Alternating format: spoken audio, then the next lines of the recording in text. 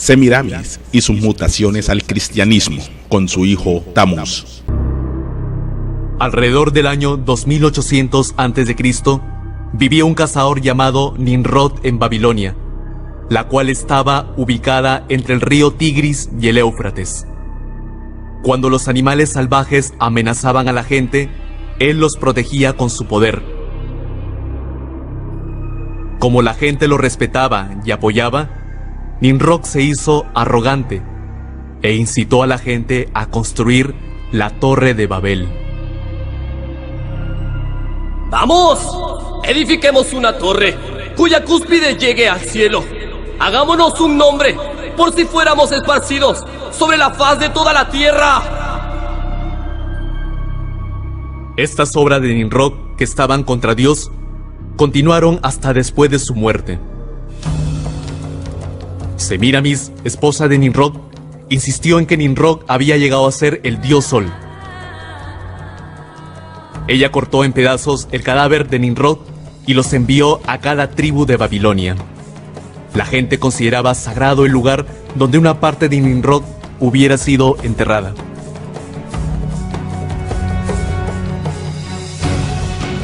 Ella también aseguró que Nimrod se había reencarnado en su hijo. El dios Sol Nimrod se encarnó como mi hijo Tamuz. El que cree y sigue a Tamuz, sigue a Nimrod. Como Semiramis gobernaba Babilonia en lugar de su joven hijo Tamuz, ella maniobraba al pueblo para que la adoraran. Los monumentos de Semiramis con su hijo Tamuz en brazos estaban puestos en toda Babilonia, junto con varias imágenes representando al dios Sol. El culto al Sol y el culto a la madre y al hijo, que era un plan ideado por Semiramis, echó raíces como una religión de Babilonia. La idolatría que provenía de Babilonia se expandió a muchos países después de la caída de la Torre de Babel. Esto sucedió cuando los babilonios, que estaban esparcidos por todo el mundo, llevaron la adoración del dios Sol y la adoración de la madre y su hijo. El culto al Sol y el culto a la madre y su hijo fueron asimilados por las culturas y religiones de muchos países, adoptando varias formas y nombres.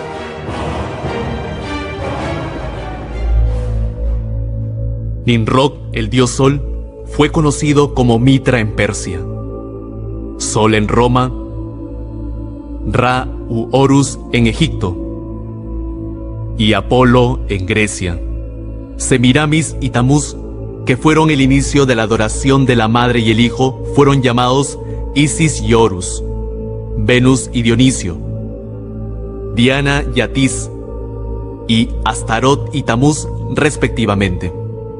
Además, la imagen de la diosa sosteniendo un bebé en sus brazos fue venerada en muchos países del mundo. ¿Fue el culto de la madre y el hijo la creación de una época que fue acogida solo en Babilonia? Sorprendentemente, la adoración del hijo y la madre de Babilonia se han transmitido a través de miles de años y existen aún hasta el día de hoy. En el Vaticano de Roma, podemos encontrar el culto a la madre y el hijo en su estado original.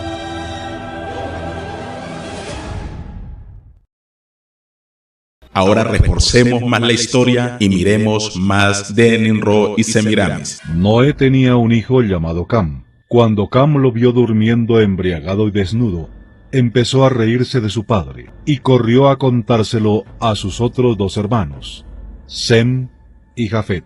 Cuando Noé supo lo sucedido, maldijo a su hijo Cam, sus descendientes, y toda la generación tras él se volvió maldita. Cam, el maldito, se casó con Semiramis. Cam y Semiramis generaron un hijo llamado Nimrod. Nimrod mató a su propio padre Cam. Y ahora viene lo más absurdo. Nimrod se casó con su propia madre, Semiramis. El tío de Nimrod, que tenía el nombre de Sem, lo mató. Su madre y esposa Semiramis esparció la mentira de que Nimrod no había muerto, sino que se había ido al cielo y se había transformado en el dios Sol. Semiramis se embarazó y decía que era un regalo de los dioses, que era la reencarnación de Nimrod, pero en realidad era fruto de una traición, pues su marido e hijo ya estaba muerto. Entonces nació Tamuz, el día 25 de diciembre, y fue considerado como un dios, el dios Sol de los egipcios, babilónicos, griegos, persas, romanos y hoy de las SS, sociedades secretas. Tamuz murió durante una caza, probablemente por causa de un animal salvaje, y su cuerpo cayó sobre un tronco de árbol podrido. Su madre decía que de este tronco había nacido un pino todos los años. El 25 de diciembre era común que las personas llevaran un pino al interior de sus casas y lo decoraran con oro y plata, como símbolo de renacimiento de Tamuz. Las sacerdotisas ayunaron y lloraron durante 40 días y 40 noches la muerte de Tamuz al pie del pino, y al final de ese período, ellas agradecieron unas a otras haciendo intercambio de regalos, los cuales eran depositados a los pies de ese pino. Todos los años, el 25 de diciembre, era conmemorada la Navidad, nacimiento de Tamuz. Cuando los persas dominaron esa región, llevaron todas las idolatrías a Persia, incluyendo a los dioses Tamuz, Nimrod y Semiramis.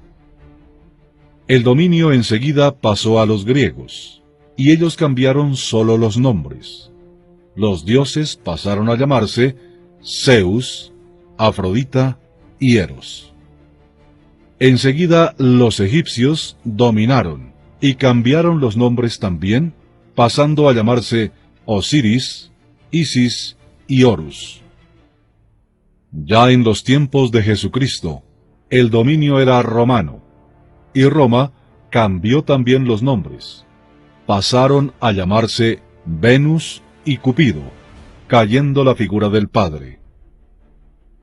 En el siglo IV después de Cristo, el emperador Constantino, para agradar a los cristianos, que eran muchos en Roma, decidió oficializar el cristianismo como religión oficial de Roma.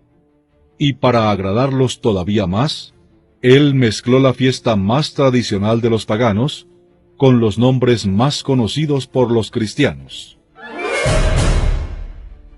Tamuz y Semiramis pasaron a llamarse el Niño Jesús y la Virgen María. Así, la Navidad continuó conmemorándose como si fuera el nacimiento del Niño Jesús. Pero en realidad, el homenaje es a Tamuz, el dios pagano. Y el culto al supuesto dios Sol sigue hasta los días de hoy.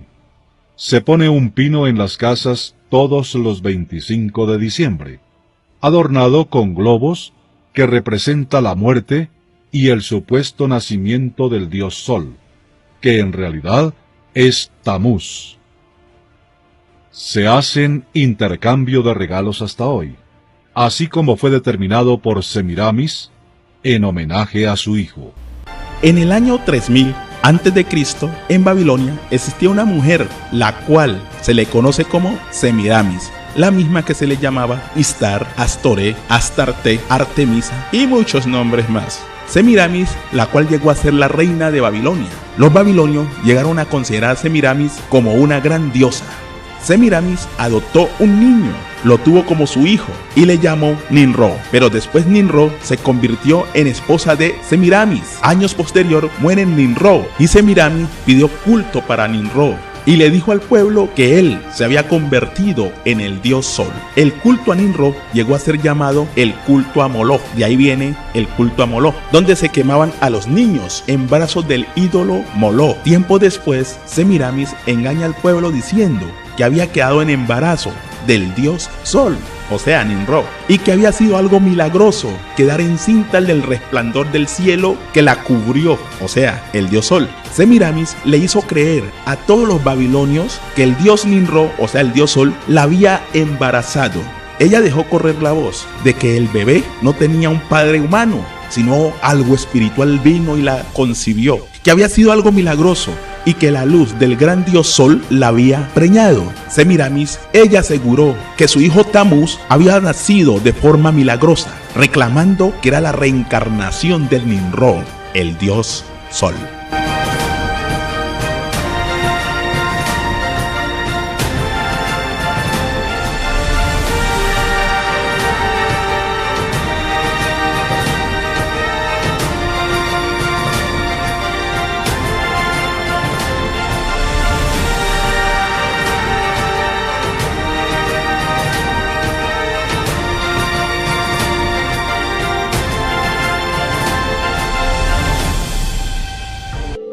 Hay varias formas del sol en la Basílica de San Pedro, que es una de las construcciones más importantes de la Iglesia Católica. La aureola está alrededor de la cabeza de la estatua de Pedro, y la imagen del sol está inscrita sobre su cabeza, incluyendo la imagen del sol destellante con oro en el centro de la basílica. Podemos encontrar varios tamaños de la imagen del sol debajo del altar mayor, y en cada columna en forma de espiral.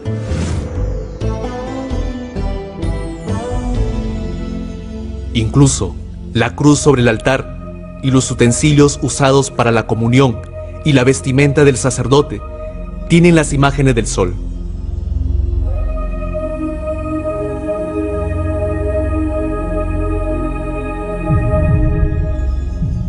En cada lugar de la Iglesia Católica podemos encontrar las imágenes del sol en varios tamaños y formas.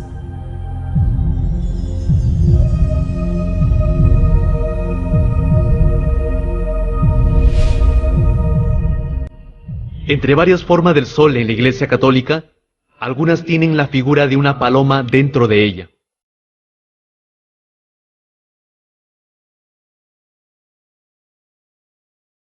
¿Qué relación hay entre la forma del ave y la adoración del sol?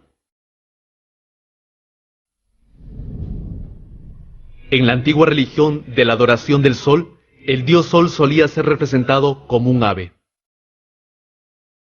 El dios Sol representado como un ave se originó en Egipto y se expandió a Roma. El sol de Asiria estaba representado como un ave alada, y el dios Sol egipcio Ra y Horus tienen la forma de un ave. La famosa ave de fuego egipcia, el ave fénix, también es el arquetipo del culto al sol. También en Roma la gente llevaba el ave, el símbolo del dios Sol, sobre el mástil.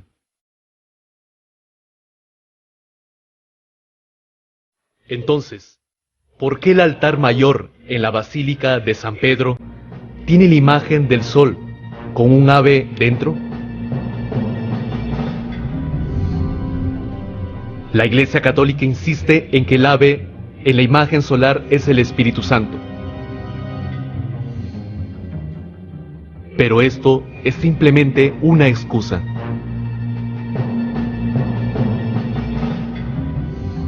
Cuando trazamos las costumbres del culto al sol, el ave es el dios Sol alado, que los adoradores del sol sirven. Ofreciendo el pan y el vino a la imagen del ave, no lo ofrecen al Espíritu Santo, sino al dios Sol. Después de conocer estos datos históricos de Semiramis y Ninrod y su hijo Tamuz, podemos notar cómo la adoración falsa de la madre y el hijo se extiende por muchas culturas en el mundo, hasta llegar a Grecia y a Roma. La adoración de la madre y el hijo de Babilonia sigue hasta nuestros días en el cristianismo apóstata, donde los dioses engendran hijos inmortales y de esas relaciones salen otros dioses podemos notar que en el cristianismo apóstata vemos que la tercera persona de la Trinidad engendra a un niño. Este relato es muy similar al nacimiento de Tamuz, que sería la reencarnación de Nimrod, el dios Sol. Ahora miremos cómo en la mitología griega los dioses engendran hijos. Ya que Zeus era muy propenso a tener relaciones con mortales, pero siempre tenía un especial cuidado para evitar que su esposa, Hera, lo descubriera.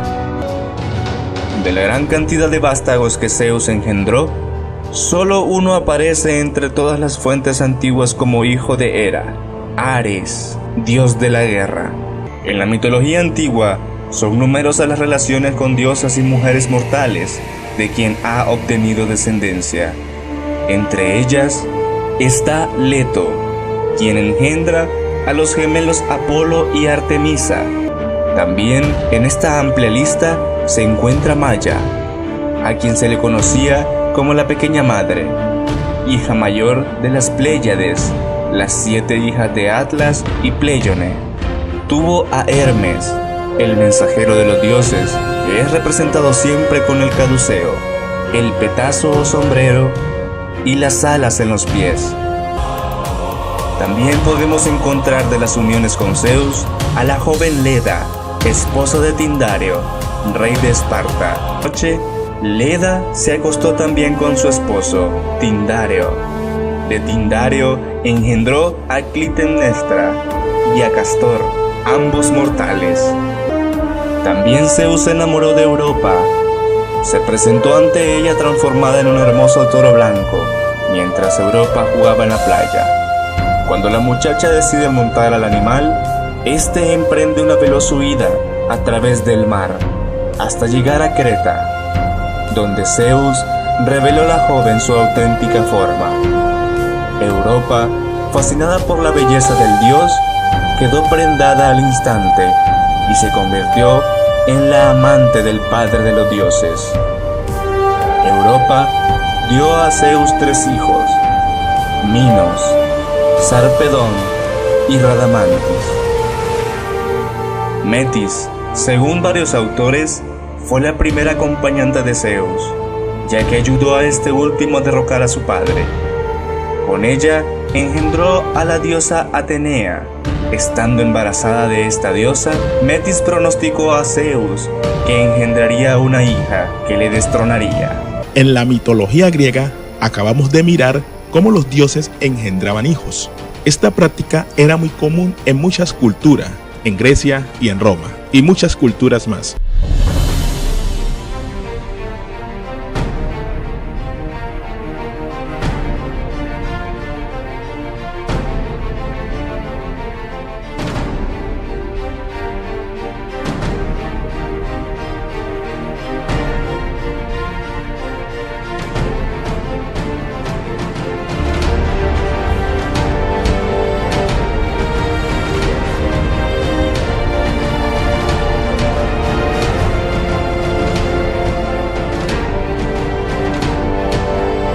La religión cristiana tiene su origen en Roma. Su fundador, el emperador romano Constantino, fundando una de las más grandes religiones del mundo, el cristianismo, cuya cabeza principal es el papado. De esta religión romana se desprenden muchas más religiones en el mundo, como la Iglesia Católica Ortodoxa, y está en muchos países del mundo, en Grecia y en Rusia y en países vecinos.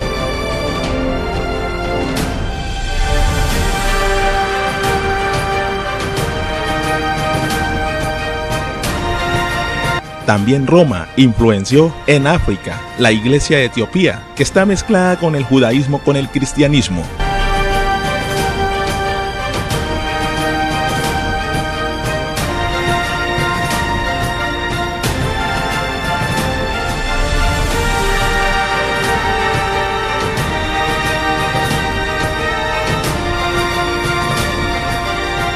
De la Iglesia Católica Romana nace la Iglesia Protestante, con su líder Martín Lutero.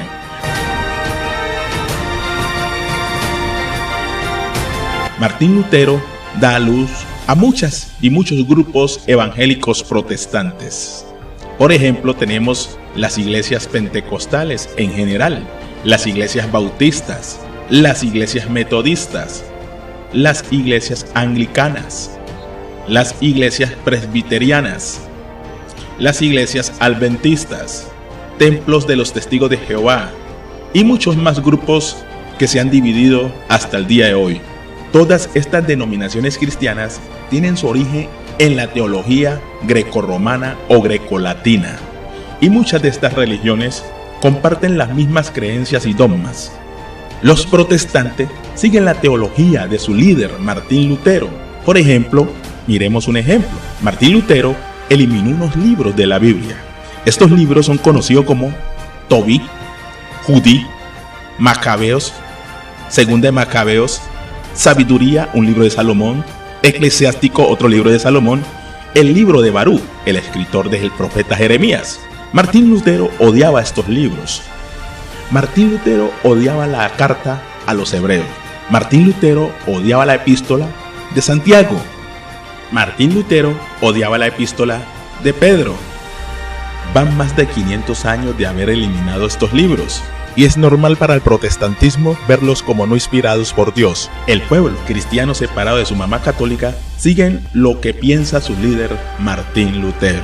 Si Martín Lutero hubiera quitado Hebreos, Santiago, Segunda de Juan, Tercera de Juan y Apocalipsis, sería normal para el cristianismo de hoy en día y estarían repitiendo lo mismo. No son inspirados por Dios, serían ignorados como son ignorados Tobí, Judí, Macabeos, Sabiduría, Eclesiástico y Barú. Sería igual la historia en el día de hoy si este señor Martín Lutero hubiera quitado el libro de Santiago o hubiera quitado el libro de Apocalipsis. Así como quitó Tobí y Eclesiástico, sería igual. El mundo cristiano del 2019 estaría diciendo: no son inspirados. Muchos de los cristianos evangélicos no saben cómo se hizo la primera Biblia y cómo fue redactada. En el siglo II después de Cristo, se le ocurrió a los griegos pasar el Taná hebreo a su idioma, llamado por la Iglesia Apóstata Cristiana Antiguo Testamento. Esta traducción se le llamó la Septuaginta, la versión de los 70. Para este periodo de tiempo no existía el Nuevo Testamento como tal, pues el Nuevo Testamento fue compilado por la Iglesia Católica. Su autor, San Jerónimo, que tradujo por encargo del Papa Dámaso I. San Jerónimo reunió los primeros libros de la Biblia en el Concilio de Roma en el año 382 después de la era cristiana.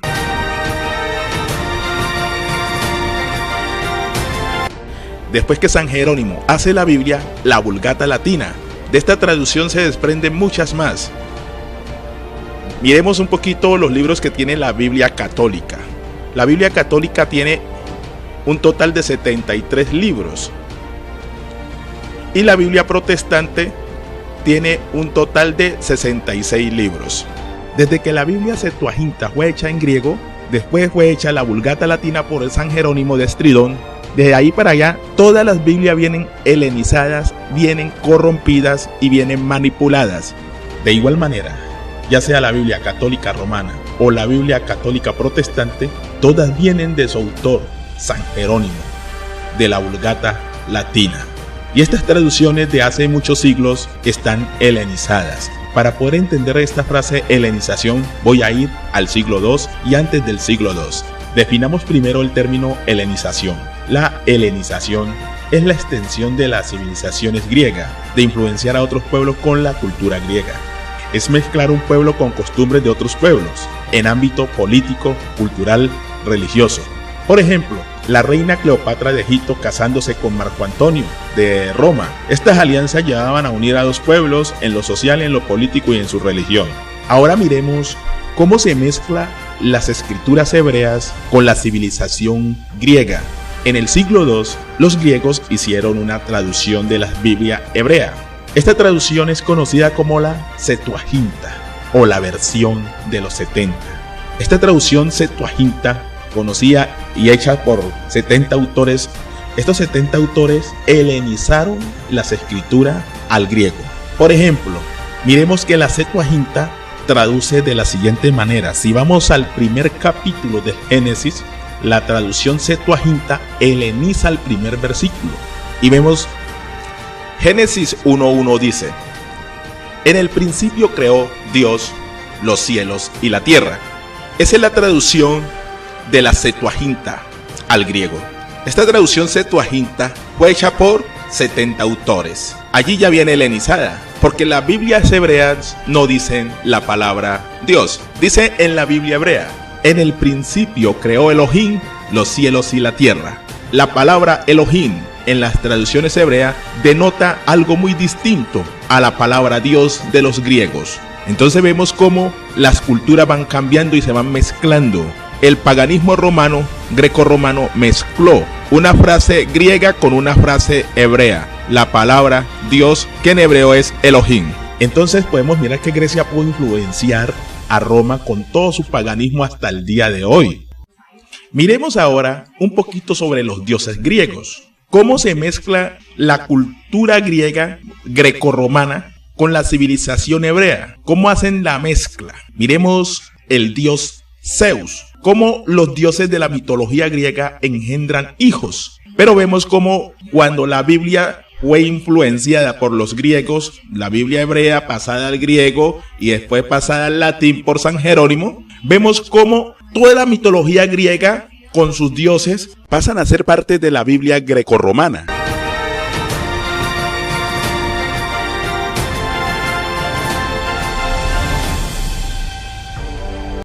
Vemos aquí como en Hechos capítulo 9 iniciamos con un relato de una tercera persona. Dice: mas yendo por el camino aconteció que llegar cerca de Damasco, repentinamente le rodeó un resplandor de luz del cielo. Pero en Hechos capítulos 22, versículos del 6 al 9, ya es una narración en primera persona. Pero aconteció que yendo yo, al llegar cerca de Damasco, como a mediodía, de repente me rodeó mucha luz del cielo. Bueno, es un tanto extraño, pero es lo que tenemos sobre la mesa para venir a estudiar el caso de la conversión de Pablo. Lo que más nos va a importar entonces es saber si los testigos fueron conscientes o no de tal evento. Si vamos entonces a Hechos capítulo 9, versículos de 3 al 7, miraremos entonces el versículo 7. Dice: y los hombres que iban con Saulo se pararon atónitos, oyendo a la verdad la voz, mas sin ver a nadie. Perfecto. Aquí al menos diríamos que oyeron la voz y entonces escucharon de que el Señor dijo acá, cuando Pablo le pregunta ¿qué quieres que yo haga?, él le dijo: levántate y entra en la ciudad y se te dirá lo que debes hacer. Hasta este punto diríamos, perfecto, oyeron la voz, no vieron a nadie, pero al menos fueron testigos con audio de lo que ahí se dijo. Ahora, si vamos a Hechos, capítulo 22, versículos del 6 al 9, en donde aquí ya se habla en primera persona, extrañamente, porque vemos que fue un libro que escribió Lucas, aquí extrañamente dice en el versículo 9, y los que estaban conmigo vieron a la verdad la luz. Wow. Ok, en el versículo anterior estos no vieron nada, sí escucharon, pero no vieron nada. Aquí dice, vieron a la verdad la luz, y se espantaron, pero no entendieron la voz del que hablaba conmigo. ¡Wow! ¡Qué desgracia! O sea, qué triste, porque hasta este momento, al menos los testigos que teníamos sobre la mesa, habían escuchado y pensábamos de que habían entendido el mensaje. Aquí vemos de que la versión dada por la primera persona, aparentemente Pablo, viene a contradecir un tanto la anterior. Aquí vieron a la verdad, aquí no vieron nada. Aquí escucharon, pero aquí escucharon y no entendieron. O sea, prácticamente esta anula esta y sencillamente para este momento no tenemos testigos. Si vamos ahora a Hechos capítulo 26, versículo del 13 al 14, la otra descripción es tal cual. Pero aquí no se hace mención alguna de los que estaban con él. No sabemos si vieron a la verdad la luz, como dijo Pablo, o si oyeron la voz de la verdad, como dijo previo Lucas. Prácticamente, en conclusión, ¿vieron o no vieron? Escucharon, pero no entendieron. Si llevamos esto a una corte de justicia, estos, los acompañantes de Pablo, serían los peores testigos traídos al estrado en la historia de la humanidad.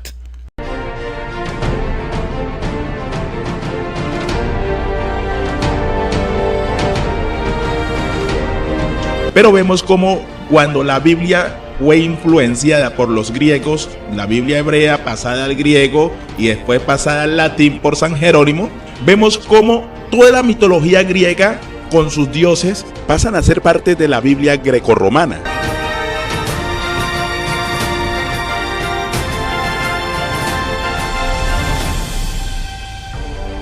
Ahora veamos cómo esa cultura fue impregnada en las escrituras grecorromanas, cómo las historias del paganismo fueron mezcladas con las historias hebreas. En la Biblia grecorromana se nos dice que la Virgen fue concebida por el Espíritu Santo o que fue engendrada por el Espíritu Santo. ¿Será esto cierto? Analicemos unos textos bíblicos de las escrituras hebreas. Analicemos el Taná hebreo, las profecías de los profetas.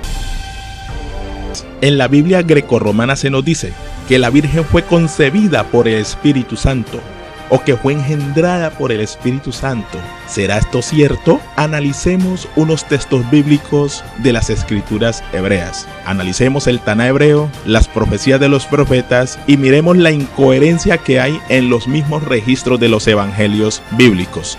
Leamos la genealogía de Mateo, donde asegura que el Mesías viene de la descendencia de David y esa descendencia da en José. Libro de la genealogía de Jesucristo, hijo de David, hijo de Abraham. Abraham engendró a Isaac, Isaac a Jacob, y Jacob a Judá y a sus hermanos. Judá engendró de Tamar a Fares y a Zara, Fares a Esrom y Esrom a Aram. Aram engendró a Aminadab, Aminadab a Naasón y Naasón a Salmón. Salmón engendró de Rahab a Booz, Booz engendró de Ruth a Obed y Obed a Isaí. Isaí engendró al rey David y el rey David engendró a Salomón, de la que fue mujer de Urías. Salomón engendró a Roboam, Roboam a Abías y Abías a Asa. Asa engendró a Josafat, Josafat a Joram y Joram a Usías.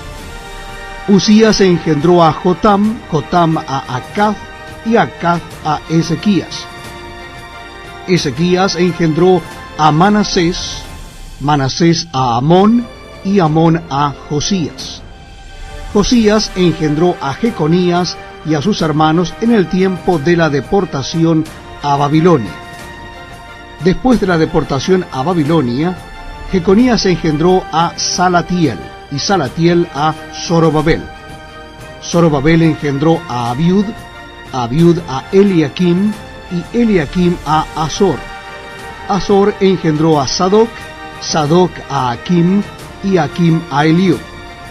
Eliud engendró a Eleazar, Eleazar a Matán, Matán a Jacob y Jacob engendró a José, marido de María, de la cual nació Jesús, llamado el Cristo.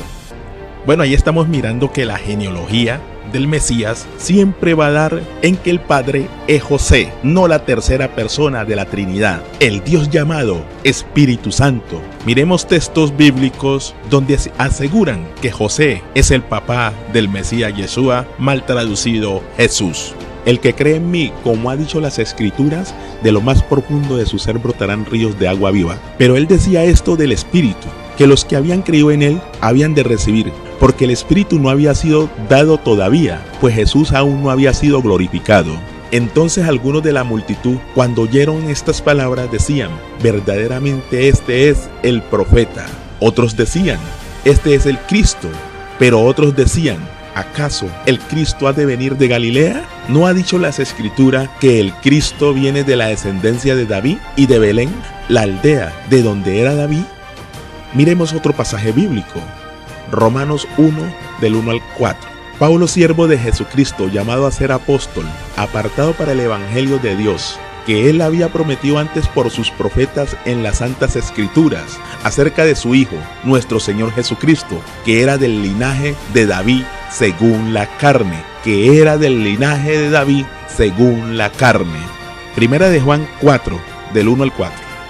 Amados, no creáis a todo espíritu, sino probad los espíritus si son de Dios, porque muchos falsos profetas han salido por el mundo. En esto conoced el Espíritu de Dios. Todo espíritu que confiesa que Jesucristo ha venido en carne es de Dios. O sea que usted, hermano, que está ahí escuchando, está viendo este video, si usted no confiesa que Jesucristo ha venido en carne, usted no es de Dios. Pero hay otros espíritus que dicen y confiesan que no, que Él vino por el nacimiento virginal, algo milagroso, y que fue concebida por el Espíritu Santo. No es cierto. Si usted no confiesa que Jesucristo ha venido en carne, usted no es de Dios, sino tiene el espíritu del anticristo, o sea, de Roma. Usted es un romano. Y todo espíritu que no confiesa que Jesucristo ha venido en carne, no es de Dios. Y este es el espíritu del anticristo, el cual vosotros habéis oído que viene y que ahora está en el mundo. El espíritu del anticristo está operando en este mismo instante en el mundo. ¿Qué dice la religión cristiana? Que María fue concebida por el Espíritu Santo y que no fue concebida en carne. Si usted no confiesa que Jesucristo ha sido concebido en carne, usted no es de Dios. Jesucristo vino de la carne, de la descendencia de David, del linaje de David. No fue preñada por ningún Espíritu Santo. Él, el Mesías, tiene que venir de la descendencia de David. No fue algo milagroso que el Espíritu Santo preñó a María o que fue concebida por el Espíritu Santo. Eso es mentira. Si usted no confiesa que Jesucristo ha venido en carne, usted no es de Dios. Usted es un hijo de Roma. En el versículo 16 de Mateo, capítulo 1, 16, nos dice que Jacob engendró a José, marido de María, del cual nació Jesús llamado el Cristo. Como podemos ver, en la misma genealogía dice claramente de que el Salvador vendría de la descendencia de David y José es descendiente de la dinastía de David. No María, sino José. El nacimiento de Jesucristo fue así. Estando desposada María, su madre, con José, antes que se juntasen, se halló que había concebido del Espíritu Santo. José, su marido, como era justo y no quería infamarla, quiso dejarla secretamente. Y pensando él en esto, he aquí un ángel del Señor le apareció en sueños y le dijo: José, hijo de David, no temas recibir a María tu mujer, porque lo que en ella es engendrado del Espíritu Santo es. Y dará a luz un hijo, y llamarás su nombre Jesús, porque él salvará a su pueblo de sus pecados. Todo esto aconteció para que se cumpliese lo dicho por el Señor por medio del profeta cuando dijo: He aquí una virgen concebirá y dará a luz un hijo, y llamarás su nombre Emmanuel, que traducido es Dios con nosotros. Y despertando José del sueño, hizo como el ángel del Señor le había mandado, y recibió a su mujer, pero no la conoció hasta que dio a luz a su hijo primogénito, y le puso por nombre Jesús.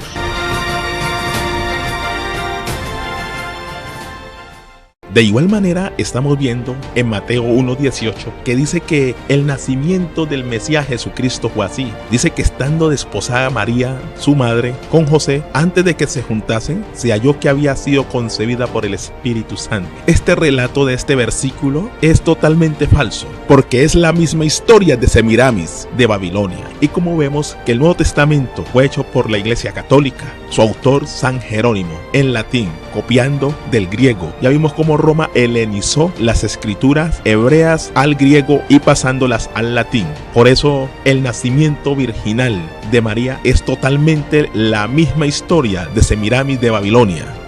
Miremos Mateo 1:22. Dice lo siguiente: Todo esto aconteció para que se cumpliese lo dicho por el profeta cuando dijo: He aquí, una virgen concebirá y dará a luz un hijo y llamará su nombre Emanuel, que traducido es Dios con nosotros. Estamos viendo que en este pasaje está reforzado, ¿no? Porque el mismo autor San Jerónimo, la misma Iglesia Católica, está buscando cómo enlazar los textos del profeta Isaías con la historia de Semiramis y el nuevo nacimiento virginal de María. Y meten a Isaías, o sea, van a Isaías, y cuando vamos a Isaías nos llevamos una gran sorpresa. Mateo 1:18 nada tiene que ver con Isaías. Isaías nos dice que vendría Emanuel, pero no se refiere al niño Jesús como le llaman por acá, que dice que fue engendrado por el Espíritu Santo, que fue concebido por el Espíritu Santo. Esto es totalmente falso. Ahora analizaremos más un poquito ese tema. Y además al Mesías, Yeshua o Jesús, nunca se le llamó Emanuel. Muchos cristianos piensan que porque en la profecía de Isaías dice Emanuel, que es traducido Dios con nosotros, significa que el Mesías es Dios. Pues esa profecía, aunque algunos la apliquen al Mesías, no se refiere al Mesías, se refiere al hijo de Isaías, Emanuel. Y Emanuel significa Dios con nosotros. ¿Quiere decir que el hijo de Isaías es Dios? Pues miremos otros nombres que significan lo mismo, que traducen. Podemos mirar, por ejemplo, al profeta Joel. Joel significa Jehová es Dios. Miqueas significa quien es como Dios. Y Josué significa Dios es salvación. Entonces, eso no quiere decir que porque algún nombre lleve el término Dios, la persona sea Dios. Joel significa Jehová es Dios. Y Joel no es Dios. Miqueas significa quien es como Dios. Pero Miqueas no es Dios. Entonces, Emanuel significa Dios con nosotros. Pero Emanuel es un niño que nació en el tiempo de Isaías. Y no era Dios, aunque lleve el nombre Elohim, Dios. A continuación leeremos capítulo 7 del libro del profeta Isaías y también leeremos algunos versículos del 8. Habló también Jehová a Acaz diciendo: Pide para ti señal de Jehová tu Dios, demandándola ya sea de abajo en lo profundo o de arriba en lo alto. Y respondió Acaz: No pediré y no tentaré a Jehová. Dijo entonces Isaías: Oíd ahora, casa de David. ¿Os es poco el ser molestos a los hombres, sino que también lo seáis a mi Dios? Por tanto, el Señor mismo os dará señal. He aquí que la Virgen concebirá y dará a luz un hijo, y llamará su nombre Emanuel. Comerá mantequilla y miel, hasta que sepa desechar lo malo y escoger lo bueno. Porque antes que el niño sepa desechar lo malo y escoger lo bueno, la tierra de los dos reyes que tú temes será abandonada. Me dijo Jehová: Toma una tabla grande y escribe en ella con caracteres legibles tocante a Maher Salal Asbad. Y junté conmigo por testigos fieles al sacerdote Urías y a Zacarías, hijo de Jeberequías. Y me llegué a la profetisa, la cual concibió, y dio a luz un hijo. Y me dijo Jehová: Ponle por nombre Maher Salal Asbad, porque antes que el niño sepa decir Padre mío y Madre mía, será quitada la riqueza de Damasco y los despojos de Samaria delante del rey de Asiria. Otra vez volvió Jehová a hablarme, diciendo: Por cuanto desechó este pueblo las aguas de Siloé, que corren mansamente, y se regocijó con Rezín y con el hijo de Remalías, he aquí por tanto que el Señor hace subir sobre ellos aguas de ríos impetuosas y muchas, esto es, al rey de Asiria con todo su poder, el cual subirá sobre todos sus ríos y pasará sobre todas sus riberas. Y pasando hasta Judá, inundará y pasará adelante, y llegará hasta la garganta, y extendiendo sus alas, llenará la anchura de tu tierra, oh Emanuel. Se ha dicho que la profecía relativa a Emanuel tuvo un primer cumplimiento en un tercer hijo de Isaías, que le dio una doncella judía que llegó a ser su segunda esposa.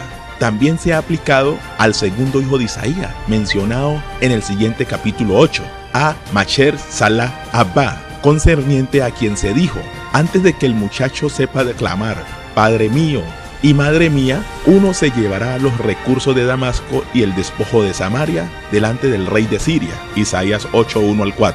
Estas palabras guardan cierta relación con lo que se dijo de Emanuel, porque antes que el muchacho sepa rechazar lo malo y escoger lo bueno, el suelo de aquellos dos reyes, Damasco y Samaria, que te hacen sentir pavor morboso, serán dejados enteramente. Isaías 7:16.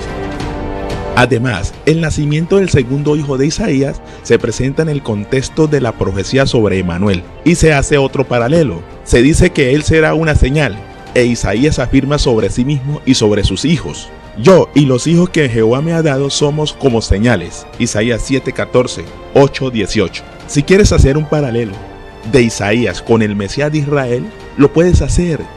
Si quieres hacer un paralelo de Isaías en cuanto a sus hijos, los puedes hacer. José tuvo su hijo con María y nació Jesús. Pero que no se te olvide que el profeta Isaías preñó a su mujer, la que la Biblia llama la profetisa. Ella dio a luz a uno de los hijos de Isaías, y el hijo de Isaías nació según la carne. No fue algo milagroso. Lo mismo sucedió con María y José.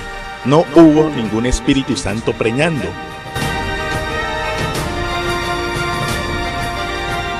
Entonces, para hacer el paralelo, el Mesías, Yeshua o Jesús, nació en la carne y nació de Miriam y José. No fue algo sobrenatural preñar a una mujer.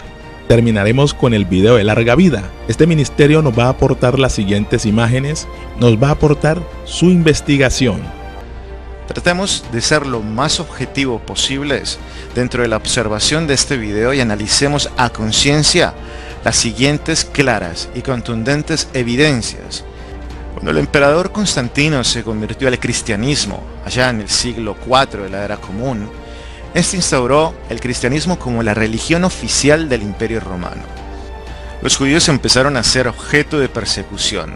Comienza el genocidio, las cruzadas, las inquisiciones, expulsiones de países y un holocausto que causó la aniquilación de 2/3 de la población judía en Europa.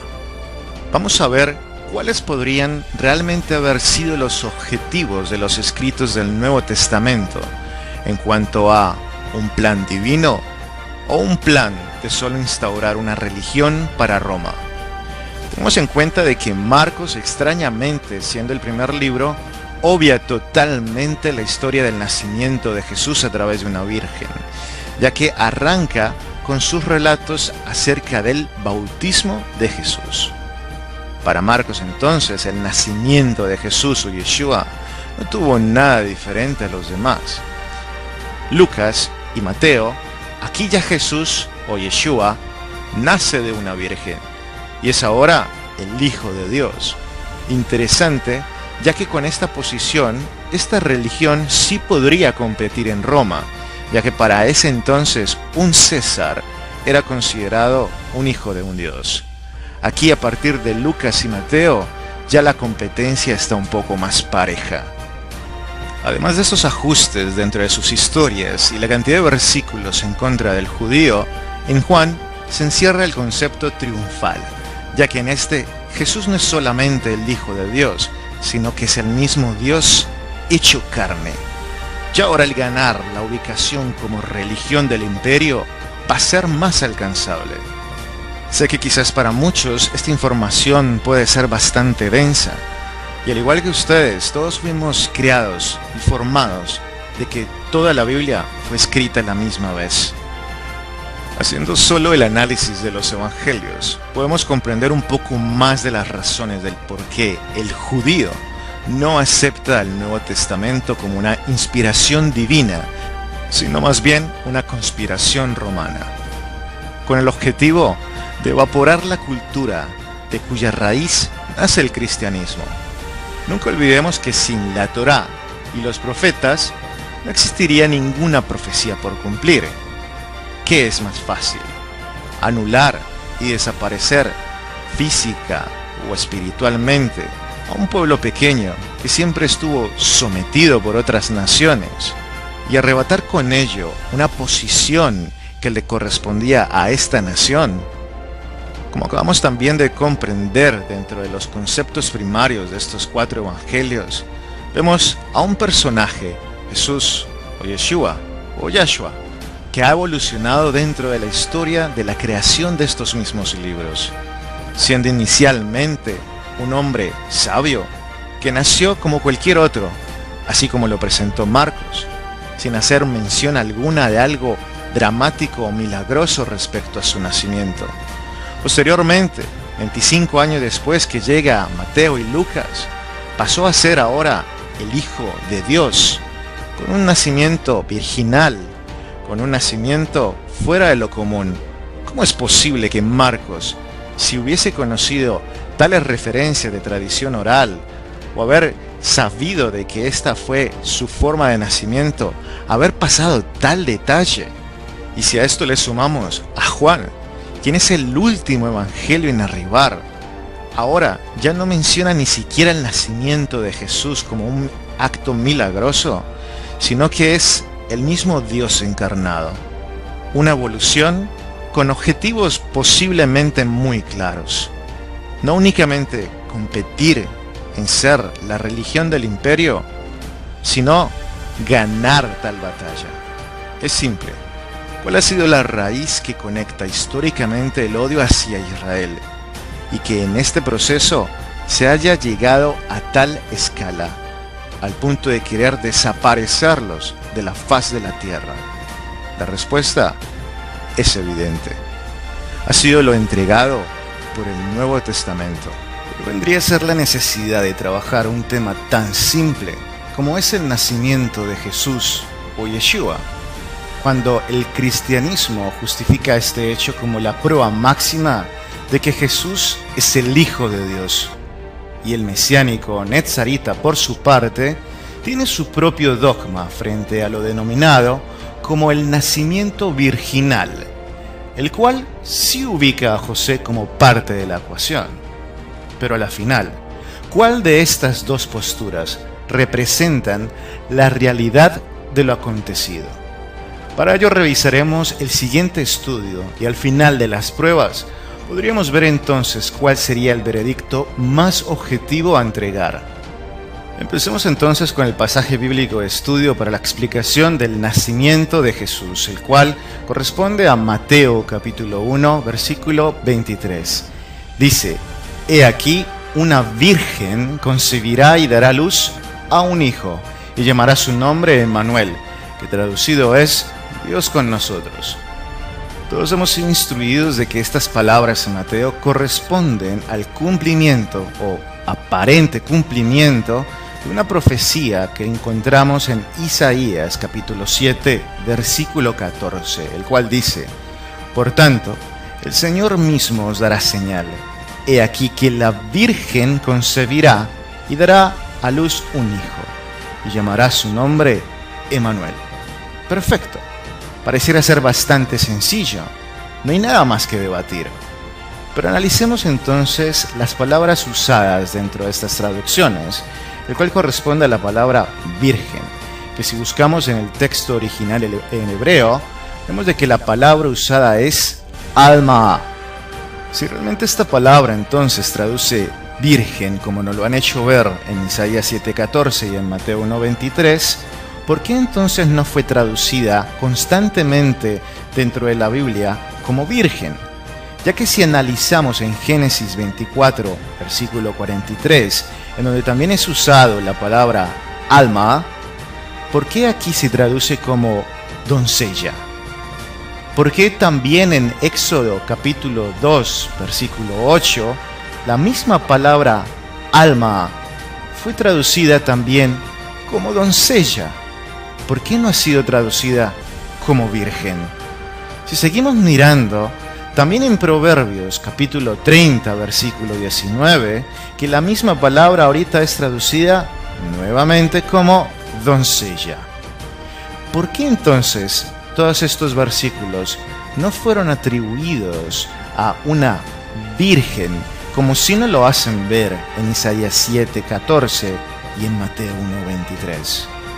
Como podemos ver por esta evidencia y a través de la investigación, vemos que la palabra alma corresponde más a edad y género que realmente a la pureza sexual.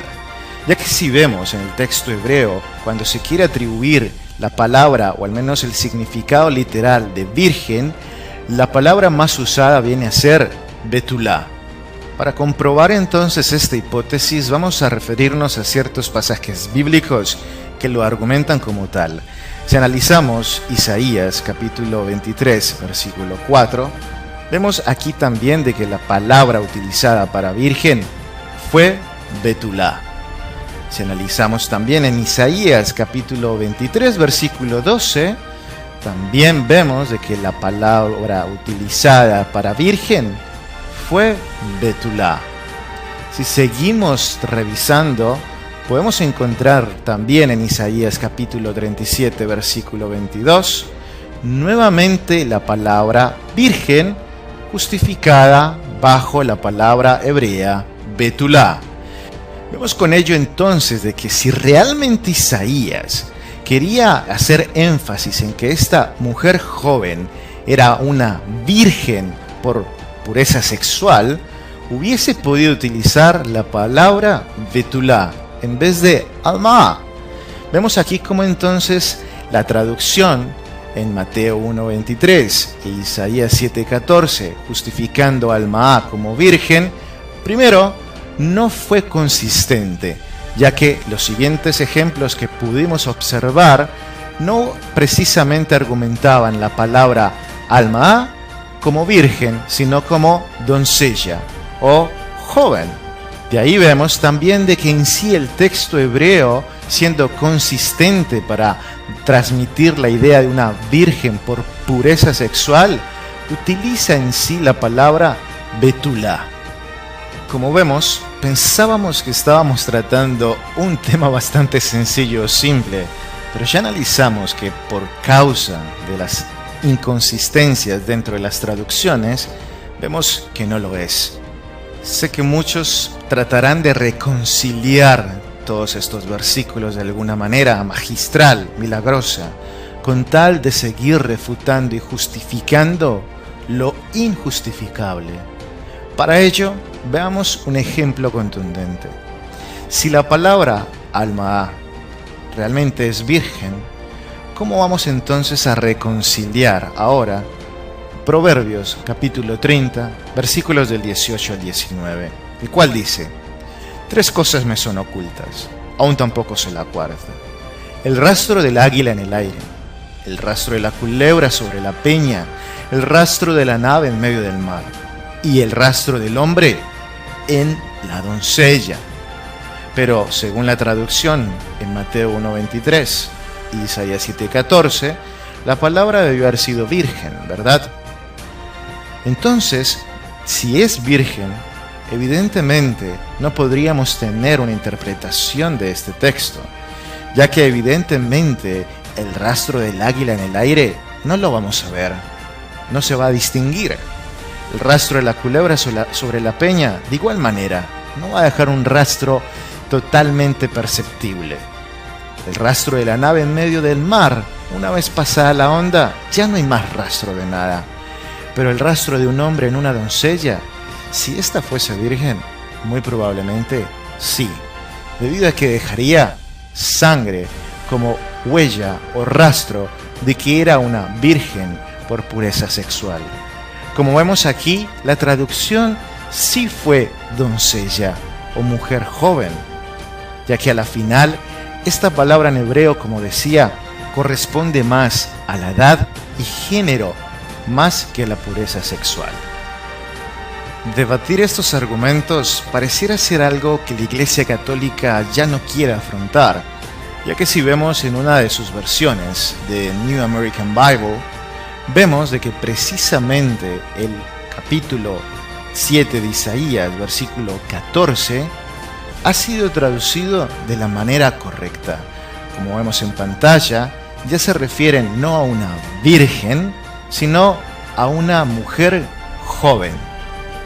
¿Cuáles pueden ser las opciones que tienen todos aquellos que quieren seguir arrastrando a Roma en sus corazones? Podría ser entonces de que Mateo no se estaba refiriendo a la traducción del hebreo, sino a la versión de la Septuaginta, la cual corresponde a la traducción del hebreo al griego, y por ende estaba utilizando la palabra partenos. Pero aparte de ello, si el Nuevo Testamento fue inspirado por Dios, guiado por el Espíritu Santo, deberíamos entonces ahora de suponer que a estos se les olvidó el hebreo y tuvieron que recurrir al griego y no lo que realmente el profeta dijo. Recordemos de que Mateo fue escrito para los judíos y así traer a esta cultura a la nueva religión de Roma. Por ello la insistencia en el cumplimiento de las profecías.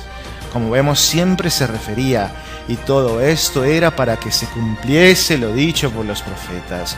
Fue una constante en Mateo, precisamente para acercar a todos los judíos, ya que evidentemente si está mostrando de que con Yeshua o Jesús se ha cumplido lo que los profetas decían, era mucho más fácil o accesible para que entonces el judío pudiera dar el paso y disfrutar o hacer partícipe ahora de este nuevo movimiento. Nunca debemos de olvidar de que Marcos fue el primer evangelio realmente en arribar, comprobado históricamente. Si Marcos fue el primero, ¿por qué va a obviar tal evento tan importante como fue el nacimiento virginal de Jesús o de Yeshua? Es algo imperdonable. Es aún más curioso de que Jesús nunca usó su nacimiento milagroso como una señal de que Él era el enviado de Dios, el Hijo de Dios o el Mesías de Israel. Ni su propia familia nunca usó lo sobrenatural de su nacimiento como punto de referencia o justificación para lo que Él hacía. ¿Por qué estos, conociendo lo milagroso de su nacimiento, nunca utilizaron tal argumento a favor de su Hijo? Es más, Pablo nunca habla de un nacimiento virginal, menciona siempre a Jesús como hombre. Pareciera ser un tema bastante incongruente basado en las evidencias que tenemos sobre la mesa si nos argumentamos únicamente por lo propuesto en el Nuevo Testamento y sus traducciones. Como vemos, ¿para qué entonces seguir justificando lo injustificable? La teoría de un nacimiento virginal que muchos mesiánicos y netzaritas tratan de argumentar a toda costa, como también un dogma de la Iglesia cristiana que pone a Jesús en competencia ahora con el César, ya que tengamos en cuenta de que estos también en su tiempo eran considerados hijos de dioses. Todo esto porque Mateo puso en los labios de Isaías algo que nunca dijo, ni por traducción, ni por contexto histórico de lo que allí se narraba. Muchos maestros mesiánicos tienen un dicho muy llamativo. Dicen, una cosa es salir de Roma, pero otra muy diferente es que Roma salga de nuestros corazones. Mi pueblo es destruido por falta de conocimiento. Por cuanto tú has rechazado el conocimiento, yo también te rechazaré para que no seas mi sacerdote. Hay camino que al hombre le parece derecho, pero al final es camino de muerte.